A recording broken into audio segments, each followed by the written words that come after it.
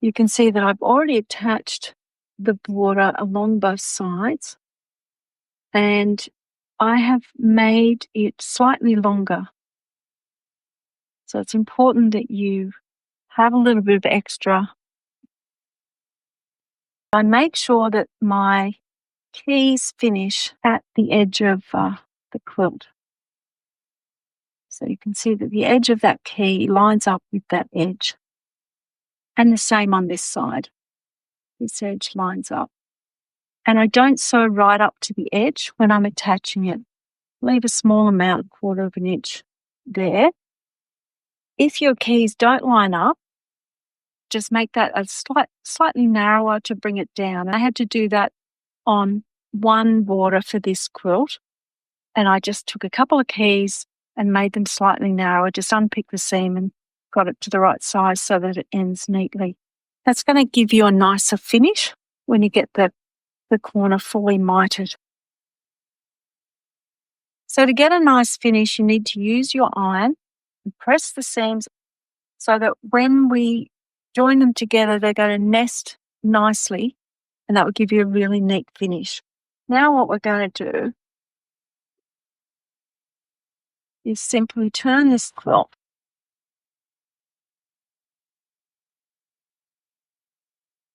So I've even got my 45-degree line there to help. So this needs to be flat, and this needs to be flat to get that seam straight. I just line it up like that so that I can see that I'm correct. And then I'm just going to line that up down the bottom. Then the next step is to nest these seams together and to pin it.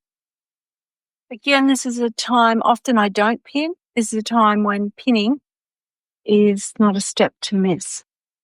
I'm just taking these seams,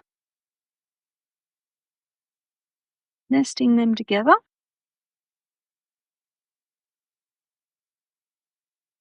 and pinning.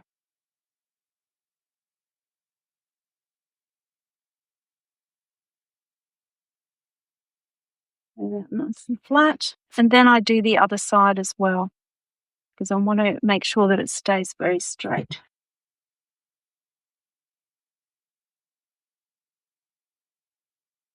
Now the line is going to go down here. So we need to put the pins not where we're going to sew.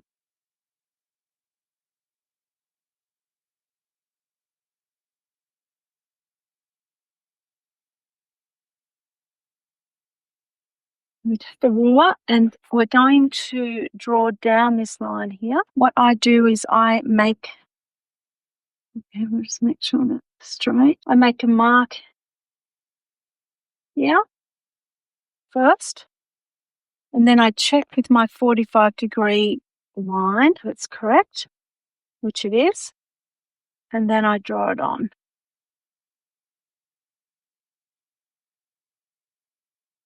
The next step is I'm going to sew down that line there.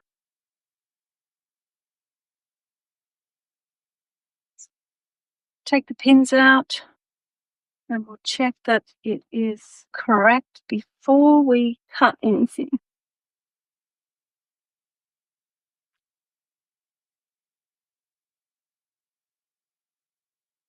Go. We cut this off. Seam line. So then we check that it's straight. And there's a mitered corner on a piano keyboard. There's a second way that you can add a mitered piano key border. With this, you're going to measure the width of your border.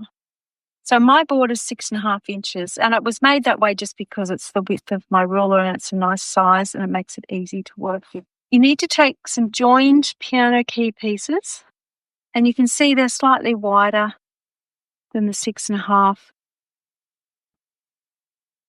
Then, again, you can't miss the ironing. You iron so that you've got them all going in one direction.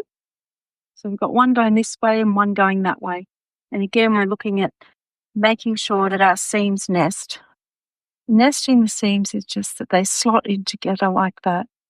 Gives you a really neat finish, and it makes it easy for sewing as well. We're going to pin that. So I pin right on where the seam's nested.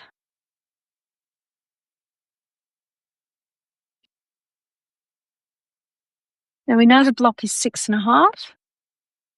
So the point that's going to be the end of this block is down here. Measure from that corner to the mark. It's going to go like that. We'll do a little check to make sure it's a good 45-degree angle, that it's correct. And then I draw the line.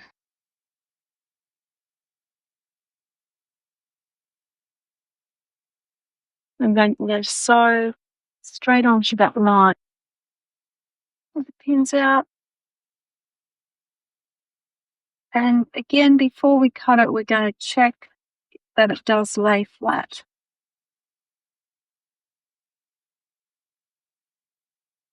Open that up, and there's our border block.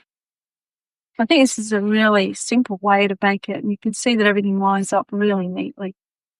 So that now becomes like a cornerstone block when you're joining the side and the top border. Cut that.